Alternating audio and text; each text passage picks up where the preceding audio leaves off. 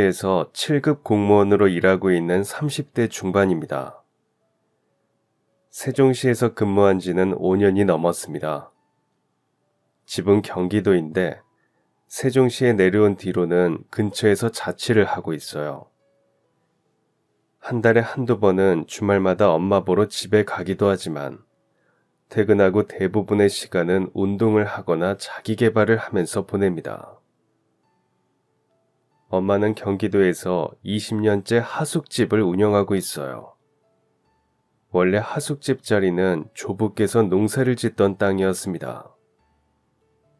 찢어지게 가난했던 조부께서 버려진 땅을 개간하여 배추와 각종 농작물을 심으셨대요. 가족을 먹여 살려야 했던 조부의 성실함과 간절함은 황무지를 옥토로 바꾸기에 충분했죠. 하지만 아버지는 그 땅에 농사 대신 과수원을 하셨어요. 처음엔 사과나무를 심었는데 그 해에 비가 너무 많이 와서 일조량이 부족했던 나무는 열매를 제대로 맺지 못했답니다.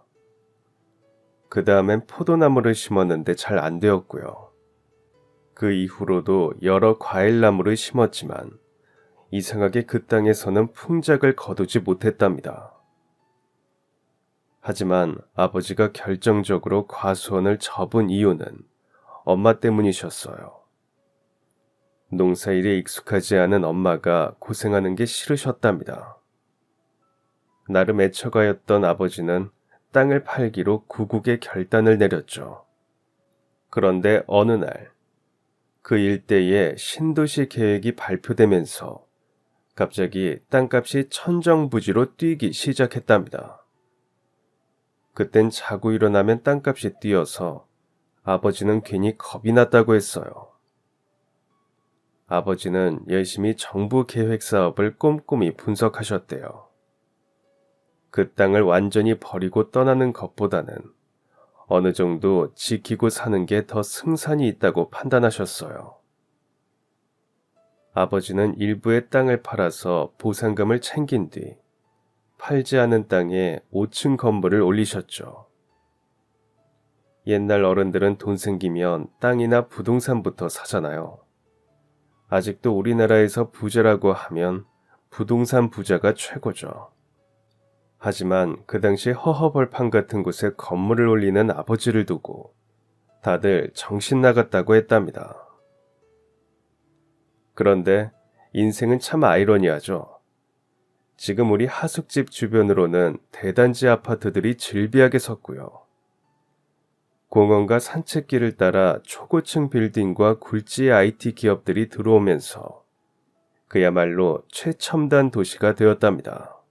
부모님은 그 자리에서 그냥 건물 짓고 하숙집만 열심히 했는데 어느새 20억 건물주가 되었죠. 아버지가 건물을 올릴 당시에 손가락질하던 사람들이 엄청 배 아파하면서 부러워한답니다. 뭐 그렇다고 우리 아버지가 성경지명이 있어서 건물을 올린 건 아닐 겁니다. 그저 대대로 살아온 땅을 버리고 갈 수 없어서 그랬을 겁니다. 아버지는 살 집과 일할 집을 하나로 만든 것이었죠. 처음에는 건물 1층에 식당을 하고 나머지 층은 임대를 할까 고민도 했대요. 그러다가 엄마 손맛이 끝내주니까 식당을 하면 대박 칠 거라고 확신하셨죠. 실제로 우리 엄마 밥 한번 먹고 나면 다들 엄지척을 하거든요. 엄마가 고생하는 게 싫어서 과수원을 접으려고 하셨다는 아버지가 엄마를 앞세워 식당을 차릴 생각을 하셨다는 게 앞뒤가 안 맞지만 암튼 아버지의 계획은 그랬대요. 그런데 왜 식당을 안 하고 하숙집을 했냐고요. 아버지가 건물을 올릴 당시에는 주변에 건물들이 별로 없었어요. 그나마 건물이라고 있었던 건 서울에 본교를 둔 대학 분교들이었답니다. 서울에서 거기까지 통학하는 학생들은 수업을 마치면 버스를 타고 돌아갈 수 있었지만 지방에서 온 학생들은 기숙사 생활을 할 수밖에 없었죠. 그런데 기숙사는 학생들을 다 수용하지 못했어요. 결국 나머지 학생들은 학교 근처에서 자취나 하숙을 할 수밖에 없었고요. 어느 날 아버지는 학생들이 부동산에 몰려가서 하숙을 구하는 것을 봤답니다. 그때 근처에 하숙하는 집이 별로 없었거든요. 아버지는 바로 이거야 하는 촉이 왔답니다. 그래서 1층에 커피집이나 가게를 임대하고 2층부터 4층까지는 원룸형 하숙을 쳤고 나머지 5층은 부모님이 사시면서 하숙생들이 밥을 먹을 수 있는 공유 공간으로 만드셨대요. 나름 앞서가신 거죠. 아버지의 예상은 적중했고요. 전 대학을 가기 전까지 늘 하숙생 언니 오빠들과 함께 밥을 먹었어요. 우리 집에 한 번 들어온 하숙생들은 좀 채 나갈 생각을 안 했어요. 가장 큰 이유는 단연 엄마 손맛 때문이었습니다. 엄마는 새벽 3시에 일어나서 아침 식사를 준비하셨는데 최소 10가지의 반찬을 만드셨어요. 뷔페식으로 주방 한편에 반찬들을 진열해두고 하숙생들이 알아서 밥과 반찬을 퍼서 자유롭게 먹을 수 있도록 했죠. 아침과 저녁에 2번 식사를 챙기셨는데 저녁에는 삼겹살 파티도 자주 하고 엄마가 직접 케이크를 구워서 그달의 생일인 하숙생들을 축하해주기도 했답니다. 엄마는 하숙생들의 건강을 위해서 식혜와 수정과도 직접 담그셨고 요구르트도 직접 만들어 내놓으셨어요. 아버지는 주로 하숙생들이 등교하고 나면 각 룸마다 돌면서 청소를 담당하셨어요. 원룸은 총 15개였는데 이틀에 한 번씩 청소를 하셨으니까 아버지는 웬만한 막노동 수준이라고 늘 말씀하셨죠. 그래도 그 시절 부모님은 참 행복해 보였습니다. 어린 제 기억에 2분은 늘 웃고 계셨어요. 하숙을 해서 얼마나 돈을 벌겠어요. 돈보다는 자신들의 정성과 노력으로 청년들을 잘 키운다는 일종의 보람과 자긍심 같은 것을 느끼신 듯해요. 하숙생들은 2분을 제2의 부모님이라고 부를 정도였으니까요. 가끔 지방에서 하숙생 부모님들이 감사의 선물을 보내실 때도 있었습니다. 직접 농사 지으신 쌀을 보내시는 분도 계시고 갓 잡은 생선이며 고기를 보내주시는 분들도 많았답니다. 하숙생들은 엄마를 어머니로 불렀고 아버지를 진짜 아버지처럼 생각할 정도로 가족 같은 분위기를 좋아했고 부모님을 믿고 잘 따랐어요. 하숙집 진짜 딸인 제 입장에서는 너무 많은 언니와 오빠들이 생겨서 좋은 것도 있었지만 그만큼 제가 받을 사랑을 뺏긴다는 서운함도 있었습니다. 부모님은 정말 하숙생들에게 진심이셨거든요. 가끔은 제가 소외되는 느낌을 받을 정도였습니다. 하지만 아버지가 갑자기 폐암 선고를 받으셨어요. 아버지는 해마다 금연을 목표로 하셨지만 한 달도 못 넘기고 슬쩍 담배를 숨어서 피시다가 전화 엄마에게 들켜서 무안을 당하셨죠. 제발 건강 생각해서 담배 좀 끊으라고 노래를 부르던 엄마는 아버지의 폐암 선고를 듣고 억장이 무너지는 듯 며칠 동안 울기만 하셨습니다. 그때 전 고등학교 입학을 앞두고 있었어요. 병원에서는 6개월을 넘기기 힘들다고 했죠. 그렇게 폐가 망가질 때까지 뭘 했냐고 의사가 아버지를 야단쳤습니다. 이제 좀 살만하니까 저 세상으로 간다는 말이죠. 우리 아버지가 딱 그랬습니다. 주변 사람들은 다들 안타까워했고요. 그래도 어머니는 아버지를 살리시겠다고 온갖 민간요법을 다 동원하셨어요. 폐에 좋다는 약초며 버섯모를 다리고 전국에 용하다는 한의원은 전부 다 돌아다니셨죠. 그때 1년 정도 하숙집도 운영하지 않았습니다. 어머니가 울면서 하숙생들에게 미안하다고 하시는데 하숙생들도 다 같이 울음바다가 되고 그랬어요. 모두 아버지의 쾌유를 빌면서 다시 하숙을 하게 되면 꼭 연락 달라고 하면서 나갔죠. 하지만 아버지는 좀채 차도가 없었습니다. 돌아가시기 한 달 전에는 결국 다시 병원에 입원하시게 되었고 어느 새벽 조용히 세상을 떠나셨어요. 소식을 들은 하숙생들이 다 같이 장례식장을 지켜주었고 아버지 발인도 함께 해주었습니다. 어머니는 마지막까지 저렇게 많은 자식들이 배웅해주니까 아마 아버지도 기쁘게 잘 가셨을 거라고 말씀하셨어요. 어머니는 하숙생들을 일일이 안아주면서 고마움을 전했고요. 그리고 마음을 추스리신 뒤 다시 하숙을 하셨습니다. 그렇게 지금까지 엄마 혼자 10년째 하숙을 운영하고 계시고요. 우리 건물 1층엔 작은 카페와 부동산 가게가 있는데 어느 날 부동산 사장님이 농담 반 진담 반으로 제게 말을 하셨죠. 아이고, 이 소희는 좋겠네. 뭐가요? 저기 1층에서 카페 하는 언니는 하루 종일 죽으라고 일해도 평생 자기 가게 하나 사는 게 하늘의 별 따는 건데 넌 이미 20억도 넘는 건물주 딸이니까 좋겠지. 이 건물 제 거 아니고 엄마 거예요. 에헤이, 엄마 돌아가시면 네 거지. 이 건물은 그렇게 돈으로만 계산할 게 아니에요. 에? 그럼 뭘로 계산해? 우리 아버지와 어머니의 피땀이 담긴 건물이라고요. 아저씨는 부동산의 가치를 돈으로만 따지세요? 제 당돌한 말에 부동산 중개인 아저씨는 무안해 하시면서도 아마 눈을 흘기셨을 겁니다. 제가 좀 어려서부터 할 말은 꼭 하는 아이였거든요. 누구는 재수없을 거라고 할 수도 있어요. 건물주 딸이라고 갑질하나 싶겠지만 그건 절대 아닙니다. 하숙집 건물은 우리 아버지가 한 땀 한 땀 발품을 팔아서 재료를 사고 설계하고 건축가와 머리 맞대면서 의논하여 지은 거예요. 엄마는 하숙생들 한 사람 한 사람 자식 이상으로 아끼고 사랑하면서 살아오셨고요. 그런데 20억이라는 돈으로 재단하는 건 우리 부모님 인생에 대한 모독이라고 생각합니다. 사람들은 건물주라고 하면 그냥 태어나면서부터 부자라고 생각하는데요. 아닌 사람이 더 많아요.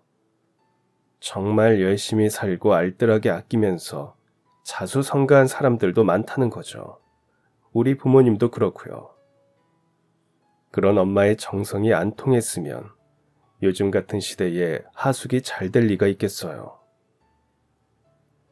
지금은 대학들이 다른 지역으로 다 옮겨가고 아파트와 IT 기업들이 들어서면서 거리는 훨씬 활기차고 동네 분위기는 새삼 세련되고 글로벌 느낌이 물씬 풍깁니다. 아무래도 IT 기업에 다니는 젊은 사람들이 많다 보니 산뜻한 분위기가 넘쳐나는 거죠. 그들은 자유롭게 자기 생활을 누리면서 자취를 많이 할 거라고 예상이 되지만 의외로 하숙을 많이 선호하는 편이었어요. 객지 생활에 지친 그들의 심신을 달래줄 엄마 집밥 때문이었죠. 밥맛도 좋고 임심도 후하고 엄마의 사랑까지 덤으로 받을 수 있다는 소문이 자자하면서 우리 집은 젊은 회사원들 사이에서 핫한 하숙집이 되었고 심지어 대기줄까지 설 정도가 되었답니다. 앞에서도 말했지만 정작 하숙집 딸인 저는 대학을 졸업하고 공무원이 되어서 세종시에서 자취를 하고 있고요. 전 엄마 집밥 대신 매일 배달 음식을 시켜 먹어요. 얼마나 배달을 많이 시켜 먹었는지 포인트만 무진장 쌓여 있어요. 물론 가끔은 엄마 집밥이 그리워서 주말에 기차를 타고 갈까 생각할 때도 있죠. 그런데 엄마 집밥만큼 제 시간이 아직은 더 소중한 것 같아서 다음으로 미루기도 했어요. 워낙 무뚝뚝하고 애교 없기로 둘째가라면 서러운 성격이다 보니 엄마에게 사랑한다, 보고 싶다라는 말 한마디 제대로 전해준 적은 없지만 엄마는 제가 없어도 수많은 하숙생 자식들과 행복하게 잘 살고 있어서 한편으로는 다행스럽기도 했습니다. 오히려 제가 가면 분위기만 더 어색해졌죠. 하숙생들은 늘 엄마 생일도 챙기고 엄마 대신 돌아가면서 설거지도 하고 심지어 아버지 제삿날에는 함께 제사 음식도 만든다고 합니다. 제 자리는 없었어요. 엄마가 워낙 하숙생들에게 정을 듬뿍 주니까 그들도 엄마를 믿고 따르는 거겠죠. 남의 자식 뒷바라지 하는데 자부심과 보람을 느낀다는 엄마를 생각하면 묘하게 섭섭하기도 하지만 엄마가 행복하면 저도 좋다고 생각하며 살았습니다. 그러던 어느 날이었습니다.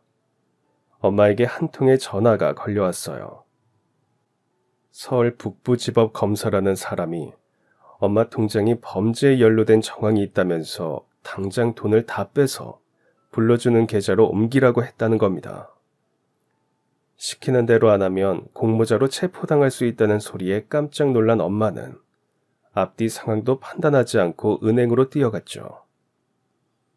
통장에 있는 돈을 전부 뽑아서 쇼핑백에 담고 또 담고 하는데 우연히 엄마의 행동을 이상하게 여긴 웬 청년이 보이스피싱임을 확신하고는 경찰에 알렸답니다. 경찰이 출동하고 은행 직원이 확인하고 한바탕 소동이 벌어진 뒤에야 엄마는 지금 자신에게 무슨 일이 벌어졌는지 알게 되었어요. 다행히 송금 직전에 막을 수 있어서 돈도 무사했고요. 평소 보이스피싱에 속는 사람들을 그렇게 한심하다고 하던 엄마가 장본인이 되었으니까 참 무안했겠죠. 보이스피싱을 신고했던 청년은 모범 시민상을 탔고요. 엄마는 청년에게 고마움을 전하고 싶어서 식사 대접을 했고 몇 번 괜찮다고 거절하던 청년은 엄마의 성의를 무시할 수 없어서 초대에 응했을 거고요. 안 봐도 뻔합니다.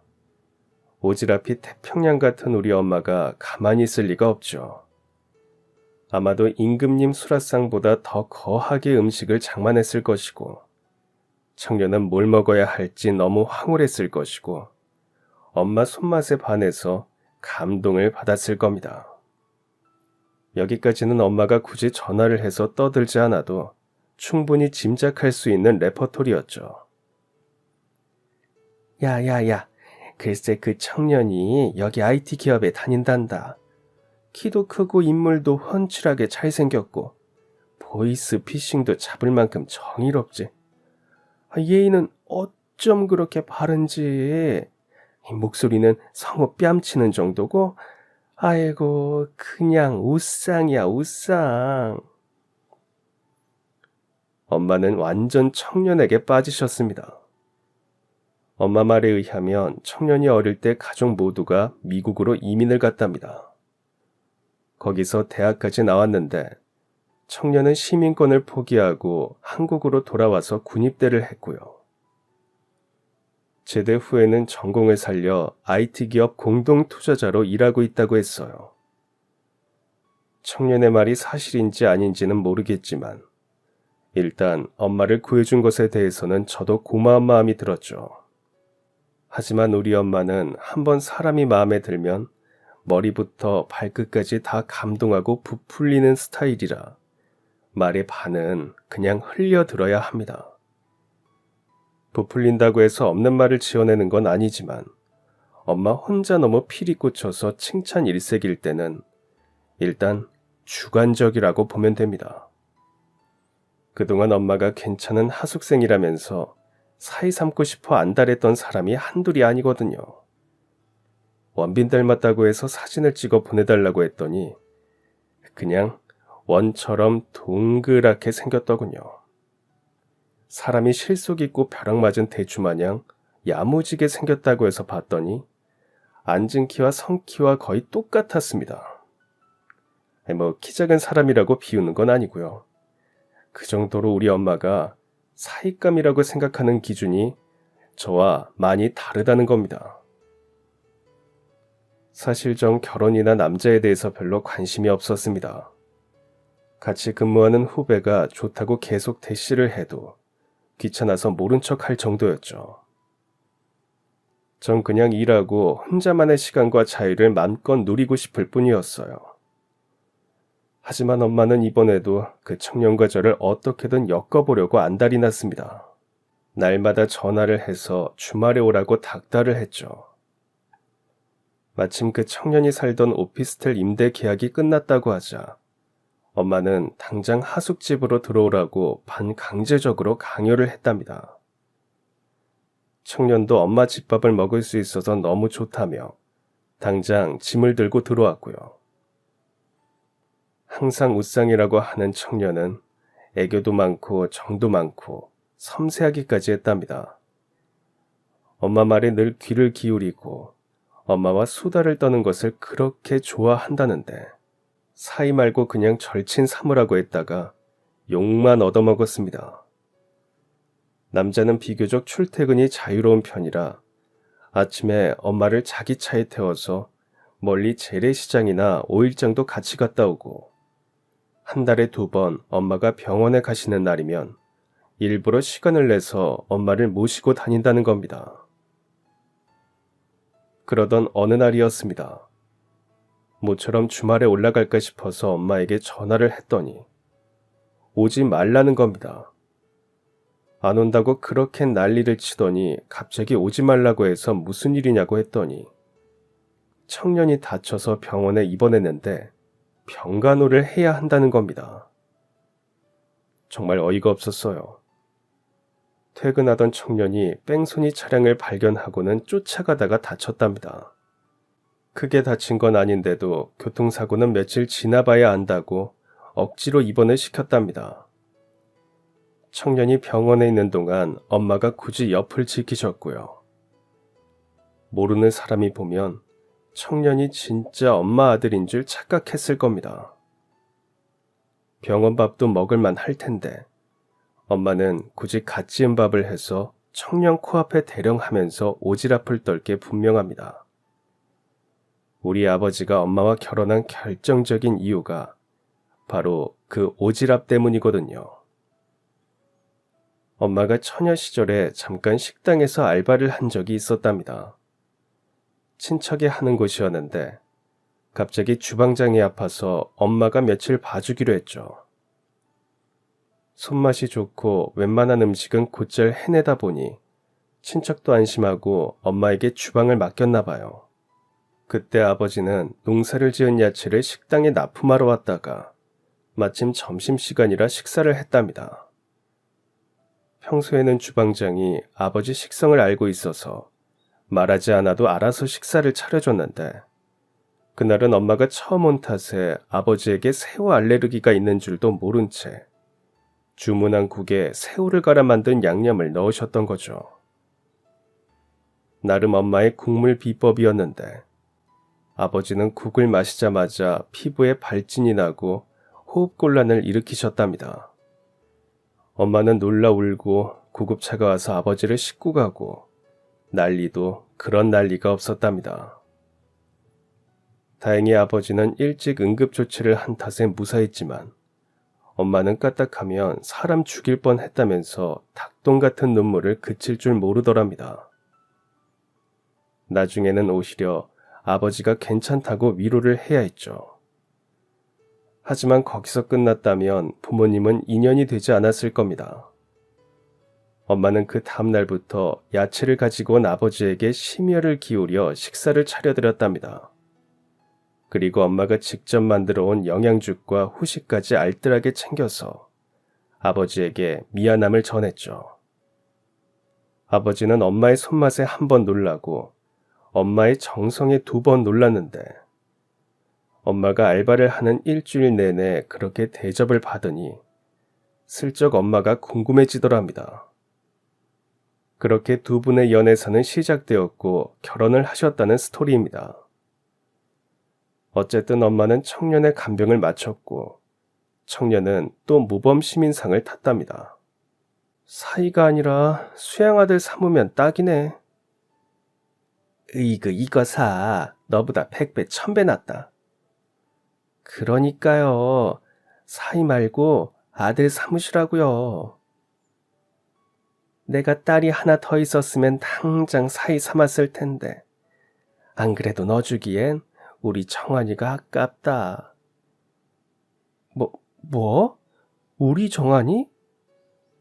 그래 뭐, 피 섞인 딸이 무슨 소용이냐? 피 한 방울 안 섞인 정환이가 날 지켜주는데. 아휴, 네네. 우리 정환이랑 행복하게 오래오래 사세요. 전 엄마가 우리 정환이라고 하면서 얼굴 한번 보지 못한 사람의 역성을 드는데 살짝 빈정이 상하기도 했습니다. 하지만 한편으론 엄마 말 맞다나 피 한 방울 안 섞였는데 그렇게 엄마에게 딸처럼 살갑게 군다고 하니까 어떤 사람일까 왠지 보고 싶더라고요. 사람의 인연은 알다가도 모르는 것이고 언제 어느 때 운명이 나타날지 알 수 없다고 하잖아요. 이쯤 되니 아무리 남자에게 관심이 없다고 해도 그 청년이 궁금하지 않을 수 없었어요. 드디어 얼마 뒤 주말에 엄마 보러 기차를 탔습니다. 엄마가 미장원 가서 머리도 좀 하고 옷도 예쁘게 입고 오라는데 뭘 그렇게까지 하냐고 토덜대면서도 나름 머리도 하고 차려입었어요. 주말이라 기차는 만석이었죠. 마침 옆자리에 말쑥하게 차려입은 남자가 앉아 있었습니다. 남자는 저에게 창가 자리가 괜찮으면 양보하겠다는 겁니다. 묻지도 않았는데 알아서 배려를 해주니까 왠지 대접받는 것 같아서 흘낀 남자를 한번 쳐다보았죠. 넥타이를 헐렁하게 풀어 헤치고 흰 와이셔츠 차림에 소매를 살짝 걷은 모습에 자꾸 눈이 갔어요. 노트북을 켜놓고 뭔가 일에 열중하는 모습도 묘하게 설렜고요. 남자에게 그런 느낌을 받은 게 얼마만인가 싶어서 기분이 나쁘지 않았습니다. 그래봤자 다시 볼 것도 아니지만 그래도 좋은 인상을 주고 싶어서 졸음이 쏟아지는 것도 억지로 참고 창밖을 내다보았죠. 그러다 깜빡 잠이 들었는지 시끄러운 소리에 눈을 뜨니까 이미 기차가 목적지에 도착해 있더군요. 옆자리 남자는 내렸는지 보이지 않았고요. 저도 주섬주섬 옷을 챙겨서 일어서는데 남자 핸드폰이 떨어져 있는 것을 발견했죠. 요즘은 핸드폰에 모든 정보가 다 들어있어서 분실하면 정말 큰일 나잖아요. 곧 핸드폰을 들고 서둘러 나가서 남자를 찾았지만 보이지 않았습니다. 분실물 센터에 갖다 줘야 하나 잠시 난감하던 차에 낯선 번호로 전화가 왔습니다. 남자였어요. 뒤늦게 핸드폰이 없는 걸 알고는 공중전화로 전화를 했더군요. 그렇게 다시 남자를 만났습니다. 고맙다고 커피라도 사겠다는 남자에게 괜찮다고 했더니 연락처라도 주면 다음에 밥을 꼭 사고 싶다는 겁니다. 살짝 마음이 흔들렸지만 정중히 인사하고 집으로 오는데 조금 아쉬운 마음도 들었어요. 오늘 목적은 우리 정환이를 보러 온 거니까 거기에 집중하기 위해서였죠. 집에 도착하니까 역시나 엄마는 상다리가 부러질 정도로 음식을 차려놓으셨더군요. 엄마는 절 보자마자 화장을 좀 더 해라. 넌 머리를 묶는 게 이쁜데 왜 추리하게 늘어뜨렸냐. 립스틱을 좀 붉은색으로 다시 발라라 등등 잔소리가 하늘을 찔렀습니다. 마침 저녁 시간이라 하숙생들과 차례로 인사를 하고 식사를 하게 됐는데 드디어 엄마가 침이 마르게 칭찬하던 그 우리 정환이라는 사람이 들어왔습니다. 엄마 얼굴에 미소가 환히 번지고 저도 조금 긴장하여 쳐다보는 순간 세상에 우리 정환이는 바로 기차 옆자리에 앉아왔던 그 남자가 아닙니까? 핸드폰을 잃어버려서 잠깐 차를 마실까 고민하게 했던 그 남자. 남자도 절 알아보고는 놀라더니 이내 눈빛을 초롱초롱 빛내며 인사를 건넸어요. 여기서 또 보네요. 남자의 말에 엄마가 눈이 휘둥그레져서 물었죠. 아이, 둘이 아는 사이야? 아니요, 오늘 우연히 같이 기차 타고 왔어요. 세상에, 옆자리에서? 네. 아이고, 운명이다, 운명. 엄마 입에서 운명이라는 말이 튀어나오는데, 저도 그 사람도 좀 민망했어요. 다시 찬찬히 남자를 보니까 얼굴은 순하게 생겼고, 웃상이 아니라 그냥 평범한 느낌이었어요. 우리 엄마 오버하는 건 알아줘야 된다니까요. 밥을 먹으면서 이런저런 얘기를 하는데 말이 잘 통했습니다. 미국에 이민을 갔다가 시민권을 포기하고 돌아온다는 게 쉽지 않거든요. 그것도 자발적으로 군입대를 했다는 것도 남다른 느낌이 들었습니다. 한국에 살 때는 아버지가 대기업에 다니셨고 어머니는 선생님이셨다고 하더군요. 그런데 아버지는 한국 사회의 심각한 경쟁 구도가 오히려 아들을 망친다고 생각해서 좀 더 자유롭고 넓은 곳에서 교육을 받게 하고 싶었답니다. 처음 이민 가서는 한국에서 누렸던 모든 것을 다 포기하고 바닥부터 시작해야 해서 가족이 많이 힘들었대요. 아버지는 배달 알바도 하시고 어머니는 커다란 세탁소에서 청소를 했대요. 선생님으로 대접받던 어머니가 낯선 곳에서 노동을 하셨으니 밤마다 우시면서 이민 온 걸 후회하셨죠. 그러다가 운 좋게 한국의 대기업이 미국에 생산 공장을 만들면서 아버지는 공장 관리자로 취직을 하셨고 어머니는 한국어 선생님을 하셨대요. 부모가 이민 와서 태어난 3세나 4세들은 모국어를 잘 못하는 경향이 있다 보니 한국 부모들이 일부러 학원에 보내 한글을 배우게 한답니다. 어머니는 한글 선생님을 하시면서 조금씩 적응을 하셨죠. 그리고 차츰 이민 생활도 안정되고 형편도 풀렸고 남자도 열심히 공부해서 명문대에 입학을 했고요. 제가 듣기에 남자의 이민 스토리는 지극히 평범했는데 엄마는 박수를 치고 온갖 추임새를 다 넣으면서 남자의 말에 집중하시더군요. 그런데 세종시에 무슨 일로 오신 거예요? 제가 IT 관련 일을 하다 보니까 정부기관과 협업할 일이 좀 있어서요. 다른 기업들도 많은데 아무래도 청년 기업이다 보니까 정부에서 지원을 많이 해주는 편입니다. 그 일로 출장 갔다 오던 길에 운 좋게 소희 씨를 만났고요. 남자의 목소리도 좋았지만 말을 할 때 사람의 눈을 지그시 쳐다보면서 미소를 짓기도 하고 듣는 사람을 배려하는 말솜씨가 보통 이상이었죠. 모든 게 너무 완벽하니까 이상하게 의심이 드는 거예요. 으이그, 또 저 의심병 도진다. 엄마, 저렇게 완벽하면 어딘가 치명적인 문제가 있을 수 있어. 야, 괜한 사람 잡지 말고 정한이하고 좀 잘해볼 생각이나 해. 뭘 잘해? 엄마가 하도 난리를 치니까 얼굴이나 보러 온 거지. 그래서 소감이 어떤데? 몰라, 좀 더 두고 봐야지. 두고 볼 마음은 있고 죽은 사람 소원도 들어준다는데 엄마 소원 한번 들어줄까 고민 중이야. 소원을 들어줘? 아이고 어이가 없다. 전 남자가 다닌다는 회사를 검색해봤습니다.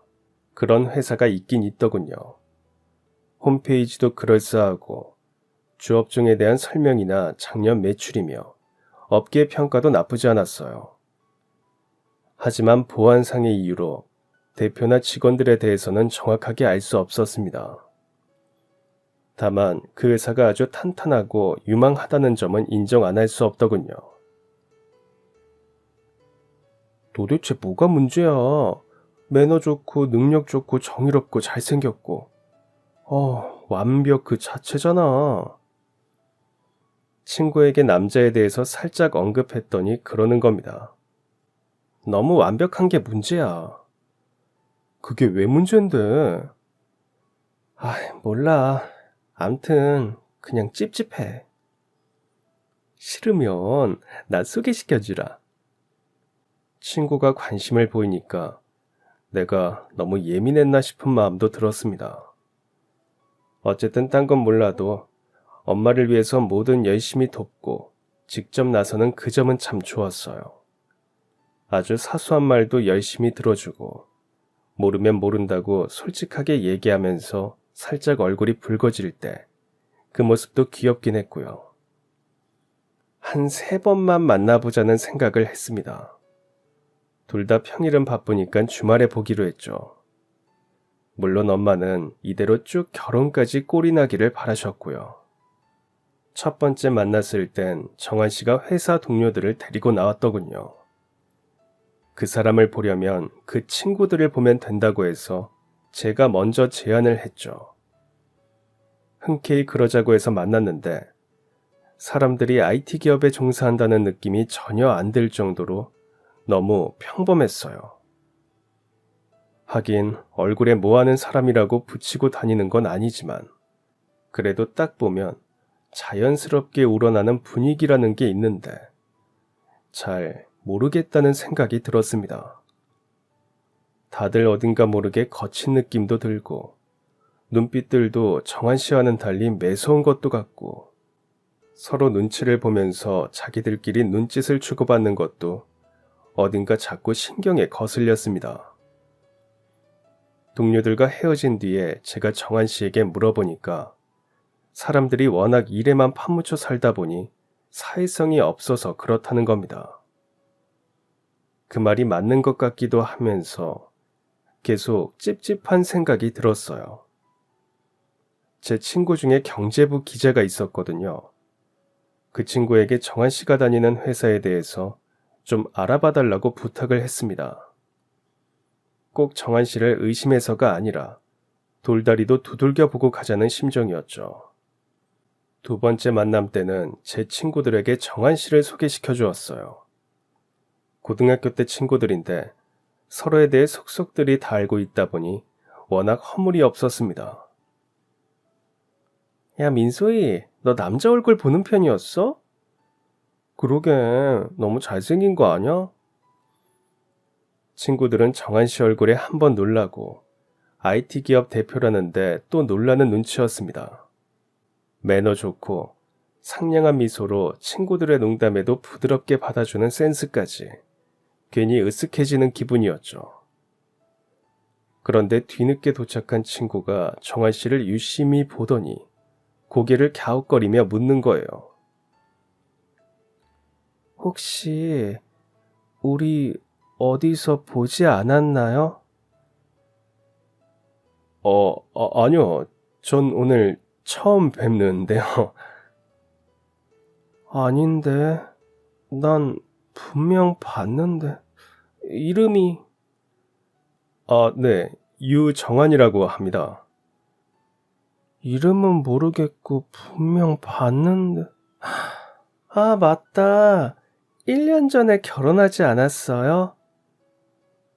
네? 전 아직 미혼입니다. 아닌데, 분명 우리 예식장에서 결혼식 하셨는데? 그 친구는 부모님이 하시던 예식장을 물려받아서 웨딩 사업을 하고 있었어요. 보자마자 정한 씨가 결혼했다고 하니까 분위기가 싸해지면서 다들 그 친구에게 왜 그러냐고 눈짓을 했습니다. 정한 씨는 얼굴 비슷한 사람일 거라고 담담히 얘기를 하면서도 전혀 불쾌하지 않았죠. 그 순간 한 통의 전화가 걸려왔습니다. 얼마 전에 정한 씨가 다니는 회사에 대해서 알아봐 달라고 부탁했던 그 친구였어요. 전 조용히 나가서 친구의 전화를 받았습니다. 야, 네가 말한 그 회사 아주 유망하대. 젊은 대표가 유정환이라고 미국에서 대학까지 나오고 아주 똑똑하대. 정말? 그렇다니까. 내가 알만한 선배한테 다 확인했어. 그 사람이 내 친구와 사귄다고 하니까 오히려 인터뷰 좀 따자고 하더라. 여기저기서 인터뷰 요청이 많은데도 그 사람이 다 거절한다고 하던데 네가 부탁 좀 해줘. 알았어. 고마워. 그제야 전 마음이 놓였어요. 정한 씨가 잠깐 화장실에 간 사이 친구들에게 제가 알아본 내용을 얘기해 주었죠. 정한 씨에게 결혼한 거 아니냐고 의심하던 친구만 모두에게 타박을 들었습니다. 그런 일이 있고 난 뒤부터 전 정한 씨에 대한 찝찝함을 떨쳐버렸습니다. 미안해요, 정한 씨. 친구가 괜한 말을 해서 기분 나빴죠? 아니요. 저 누구 닮았다는 소리 많이 들어요. 잘생겨서 그런가? 네? 아, 하나도 기분 안 나빴다고요. 누가 그러던데요. 사람은 생각하는 동물이 아니라 의심하는 동물이라고. 자꾸 의심해야 발전하고 변하고 그런 거니까요. 참 공학도다운 말이다. 자칫 불쾌할 수 있는 일도 잘 넘기고 오히려 제가 무안할까 배려해주는 그 마음에 감동을 받았죠. 이 사람이면 평생 함께해도 되겠다는 생각이 점점 깊어졌어요. 어느새 정한 씨는 회사 동료들을 종종 하숙집에 데려와서 2차를 한다는 겁니다. 엄마는 대환영이라면서 직접 안주를 만들고 술상을 차려주고 그랬고요. 동료들도 엄마 손맛에 넘어가서 어머니 하며 아들처럼 따르고 그런다는 소리를 들으면서 정한 씨가 참 고맙다는 생각도 들었습니다. 정한 씨는 밤이면 항상 전화해서 제가 잠들 때까지 노래도 불러주었어요. 신청만 하면 노래가 절로 나오는데 가수 뺨칠 정도는 아니지만 꽤 들어줄만 했습니다. 하루는 요즘 읽고 있는 책이 뭐냐고 물었더니 철학책을 읽고 있다면서 한 구절을 읽어주는 겁니다. 그리고 자신의 생각을 덧붙이고 나름 분석을 하는데 제 생각과 너무 일치해서 깜짝 놀랐어요. 마치 제 머릿속에 들어왔다 나간 것 같았죠.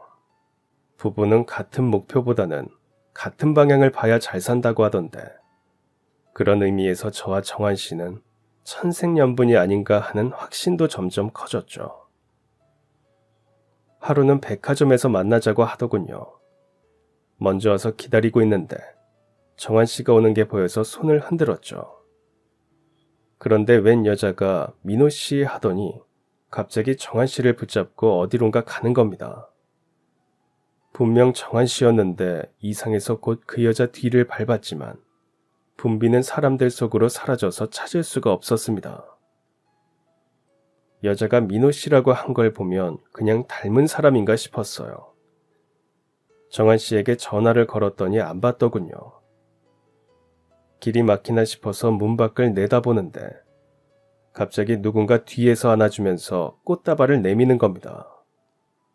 정한 씨였어요. 꽃을 산다고 늦었다고 하는 겁니다. 조금 전에 제가 본 남자는 정한 씨가 아니라 정한 씨와 비슷한 느낌의 민호 씨였구나. 혼자 웃어 넘겼죠. 우린 비슷한 점이 참 많았습니다. 로맨스보다 역사극을 좋아하는 것도 같고 요란하고 화려한 것보다 소박하고 소중한 것에 의미를 부여하는 것도 같고 거칠애보다는 실속 있고 실용적인 것에 집중하는 것도 같았죠. 젊어서 돈을 모으고 노후 대비 확실히 한 뒤 나이가 들면 세계 일주를 하며 살겠다는 생각도 너무 똑같아서 서로 깜짝 놀랐죠. 심지어 짝수보다 홀수를 더 좋아하는 것도 같은 거 있죠. 이쯤 되면 운명이라는 생각이 들었습니다. 그리고 정한 씨는 드디어 청혼을 했고요. 저보다 엄마가 더 좋아하면서 눈물을 흘리셨죠. 정한 씨는 한 달 안에 바로 결혼을 했으면 좋겠다고 하더군요. 너무 서두른다는 생각이 들었습니다. 상견례도 하고 혼수며 예단도 의논해야 하고 할 일이 많은데 일생일대일을 번갯불에 콩 구워 먹듯 그렇게 할 수는 없잖아요. 그런데 정한 씨 부모님이 지금 세계 일주 중이라 상견례는 생략하고 그냥 결혼식장에서 인사를 하자는 겁니다. 그건 아니라고 생각했는데 엄마는 결혼식에서 보나 상견례장에서 보나 똑같다는 겁니다. 오히려 엄마는 혼수며 예단을 모두 생략하자는 정한 씨 말에 대찬성이라고 마냥 좋아하셨죠. 우리 부모님은 내가 좋다고 하면 다 좋다고 하실 뿐이야. 하지만 걱정 마. 원래 부모님도 나도 형식 같은 거 안 좋아해. 우린 실속파잖아. 지금 뉴질랜드 쪽에 여행 중이신데 결혼식 맞춰서 한국에 오신다고 하셨으니까 그때 보자. 그래도 될까? 그래도 돼. 우리 어차피 가까운 분들만 모시고 스몰 웨딩 할 거잖아. 소박하지만 격을 갖추고 검소하지만 의미 있게 하면 되지. 다시 생각해보면 그 사람 말이 틀린 건 아니었습니다. 친구들은 결혼할 때 100번 이상 싸운다고 했는데 전 한 번도 안 싸우고 다 넘어가니까 괜히 불안했나 봐요. 모든 것을 저에게 맞춰주는 정한 씨가 고마우면서도 가끔 이런 남자가 정말 내 차지가 되는 게 맞나 하는 의심이 몰아치기도 하고 그랬어요. 정한 씨는 신혼집에 대해서도 솔직하게 의논을 했습니다. 회사에 투자를 많이 해서 당장 신혼집을 근사하게 장만할 순 없다고 말입니다. 그랬더니 우리 엄마가 당분간 같이 살자고 하는 겁니다. 어차피 5층 살림집엔 방도 있고 저는 주말에만 오게 될 거니까 엄마와 같이 사는 것도 괜찮을 것 같았죠. 정한 씨는 엄마 모시고 사는 것이 너무 좋다고 하는 겁니다. 대신 생활비는 넉넉하게 드리겠다고 했죠. 엄마는 괜찮다면서 거절하셨고요. 엄마는 다음 날부터 당장 신혼방 인테리어를 다시 하겠다고 업자를 부르고 신이 나셨죠. 가만 보면 제가 결혼하는데 제일 기분 좋은 건 엄마였어요. 드디어 결혼식 날이 되었습니다. 정한 씨가 새벽같이 공항에 나가서 부모님을 모시고 왔어요.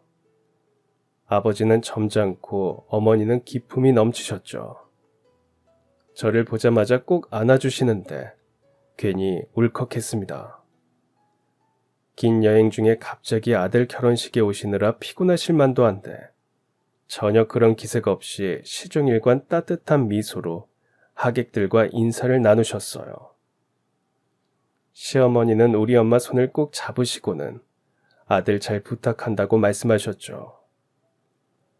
엄마는 어쩜 그렇게 아들을 잘 키우셨냐고 보이스피싱 사건으로 정한 씨를 만났을 때부터 우리 하숙집에 들어오게 된 일이며 중간에 뺑소니범을 잡겠다고 하다가 다친 일까지 얘기하면서 사돈끼리 연신 수다를 떠셨어요.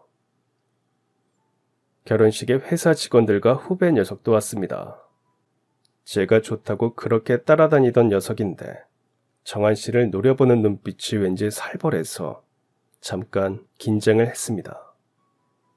그래도 제가 행복해 보여서 다행이라고 하는데 고맙기도 하고 미안하기도 하고 그랬어요. 결혼을 하게 되니까 다 고맙고 다 미안하고 그런 거 있죠. 엄마는 한참 웃고 떠들다가 갑자기 아버지 생각이 난다면서 훌쩍이셨어요. 이렇게 좋은 날 제 손을 잡고 신부 입장했더라면 얼마나 기뻐하셨을까 생각하니 또 울컥했습니다. 어릴 때 전 평생 아버지하고 살 거라고 큰 소리를 쳤는데 막상 다른 남자 손을 잡고 동시 입장을 하면서 어린 시절 추억과 기억들이 주마등처럼 싹 스쳐 지나가더군요. 패백을 드리고 정신없이 피로연까지 마치고 나니까 거의 진이 다 빠질 지경이었죠. 결혼 한 번 하는 것도 이렇게 힘드니까 우리는 이혼하지 말고 그냥 쭉 살자고 정한 씨와 농담을 주고받으며 웃었습니다. 정한 씨가 절 꼭 안아주면서 행복하게 해주겠다고 속삭이는데 감동이 폭발했습니다. 서둘러 옷을 갈아입고 양가 부모님과 친구들의 배웅을 받으면서 우린 비행기를 타러 공항으로 갔어요. 서로 바빠서 신혼여행은 가까운 일본으로 정했죠. 정한 씨 부모님은 호텔에서 하루 묵고 바로 다음 여행지로 떠난다고 하셨어요. 다음에 미국에 가기로 약속하고 결혼식장에서 인사를 드렸습니다. 정한 씨 손을 꼭 잡고 공항으로 가는 길, 가만 생각해 보니까 만남부터 결혼까지 너무 일사천리로 이뤄져서 여전히 얼얼했습니다. 공항에 도착하니까 아직 시간적 여유가 있었어요. 잠시 커피를 마신 뒤 출국장 안으로 들어갔어요. 우리가 타고 갈 비행기가 활주로를 가로질러 서서히 다가오는 모습이 보였어요. 승객들은 다들 줄을 서서 비행기에 탈 준비를 하고 저와 정한 씨도 한편에 서서 대기하는데 갑자기 엄마에게 전화가 왔습니다. 엄마, 우리 이제 막 비행기 탈 거야. 아직 비행기 안 떴지? 그럼 지금 당장 출국장 밖으로 나와. 지금 당장. 엄마 왜 그래? 무슨 일 있어? 격앙되면서도 떨리는 엄마의 목소리에 전 놀라서 당장 출국장 밖으로 나왔어요. 정한 씨가 어리둥절해하면서 뒤를 따라 나왔죠. 엄마는 저를 보더니 와락 끌어안고 오열하시는 겁니다.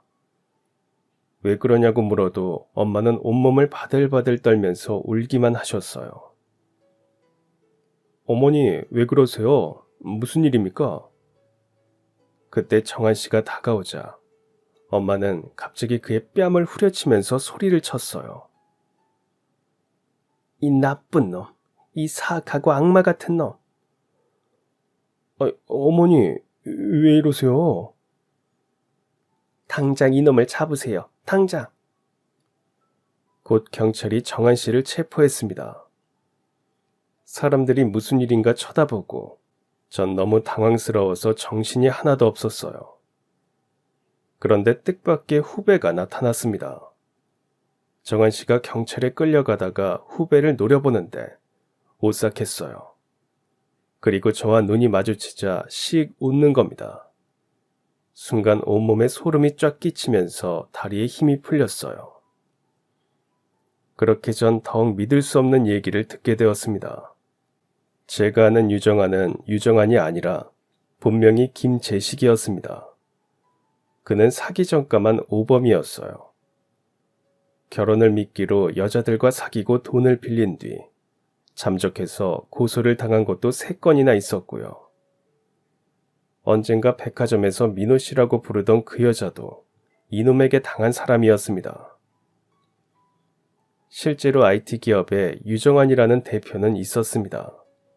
그건 친구를 통해서 확인한 사실이고요. 그런데 이놈이 유정안 대표의 명함을 우연히 주었다가 아예 그 사람을 사칭하고 다닌 겁니다. 명함을 보고 그 회사에 전화를 해서 대표와 친구 사이인 척하면서 정보를 알아내기도 했고요. 그러다 우연히 은행에서 보이스피싱을 당한 엄마를 본 겁니다. 엄마가 통장에서 돈을 마구 뽑는 모습을 보고는 돈풍 깨나 있는 아줌마라는 직감을 하고는 일단 경찰을 불러서 도와주는 척을 했고요. 모범 시민상을 받고 엄마에게 식사 대접을 받으면서 자연스럽게 우리 하숙집에 왔죠. 그리고 동네 부동산에 가서 하숙생인 척하면서 우리 집에 대해 알아봤고 건물 시세가 20억이 넘는다는 사실도 알아냈답니다. 심지어 아버지는 없고 엄마 혼자 하숙집을 운영한다는 것과 딸이 세종시에서 근무해서 주말에만 온다는 정보까지 얻었으니 오지랖 넓고 착한 엄마만 공략하면 되겠다는 직감이 들었던 거죠. 회사 동료들이라고 소개시켜준 사람들도 알고 보니 교도소 동기들이었답니다. 20억 건물을 차지하면 배분하자고 약속을 하고는 각자 역할 분담을 했다는 겁니다. 우리 친구들을 만났을 때 한 친구가 1년 전에 결혼한 거 아니냐고 물었을 때 태연하고 담담히 웃던 그놈의 모습이 떠올라서 치가 떨렸어요.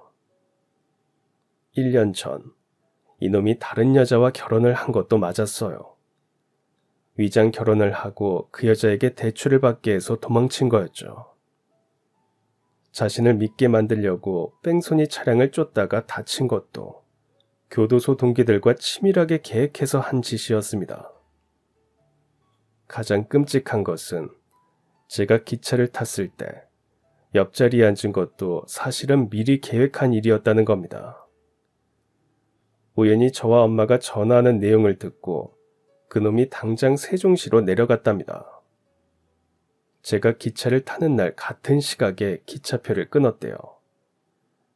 원래 제 옆자리에 앉아있던 승객과 급하게 기차표를 바꾸기까지 했고요. 그렇게 우연을 가장하여 운명처럼 만날 수 있게 설정했고 일부러 핸드폰을 두고 내려서 다시 저와 만났던 거죠.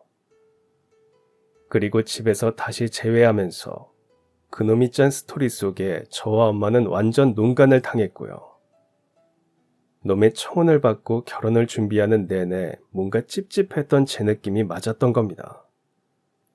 상견례도 없이 결혼식장에서 만났던 부모님도 모두 하객 대행을 해주는 사람들이었습니다. 모든 것이 다 거짓말이었죠.